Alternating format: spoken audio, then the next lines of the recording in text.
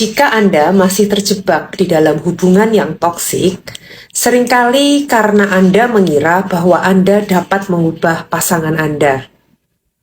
Bukan saya dibilang tidak mungkin, tetapi kemungkinannya sangat kecil. Karena kontrolnya bukan berada di Anda, melainkan di dirinya sendiri apakah dia mau berubah atau tidak. Ya, lebih baik Anda berpikir, apakah saya masih bisa menerima kondisinya bila dia masih bersikap demikian? Karena kita tidak dapat mengubah orang lain. Kita hanya bisa mengubah diri kita sendiri. Kita tidak dapat mengubah bagaimana perlakuan dia terhadap kita, tetapi kita dapat mengubah bagaimana perlakuan kita terhadap orang lain. Kita tidak dapat mengubah bagaimana aksi dia kepada kita, tetapi kita dapat mengubah bagaimana reaksi kita terhadap aksi dia. Maka pertimbangkan baik-baik apa yang menurut Anda terbaik.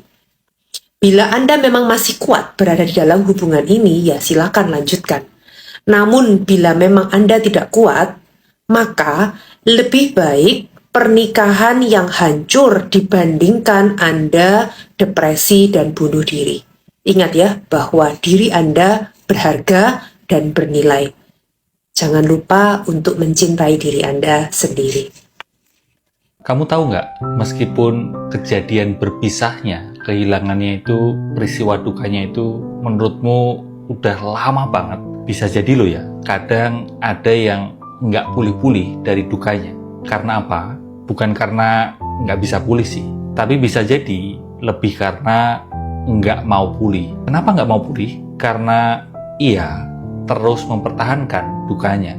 Kenapa terus mempertahankan dukanya? Karena ia merasa duka itulah satu-satunya yang bisa bikin dia masih terhubung dengan orang yang nggak lagi bisa bersamanya.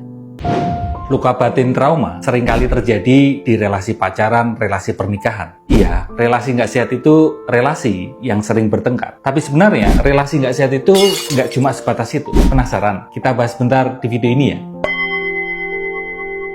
Jadi relasi nggak sehat nggak selalu yang sering bertengkar aja, tapi bisa juga yang ambivalent, maksudnya susah diprediksi. Tiba-tiba sayang banget, tiba-tiba berantem hebat. Relasi begitu bikin mental kita capek karena selalu tegang, kondisi batin sering waspada. Habis ini dia bakal gimana ya? Untuk itu disarankan kurang-kurangin relasi nggak jelas kayak gitu ya. Kalau menurutmu gimana? Tulis di komen ya. Semoga selaras.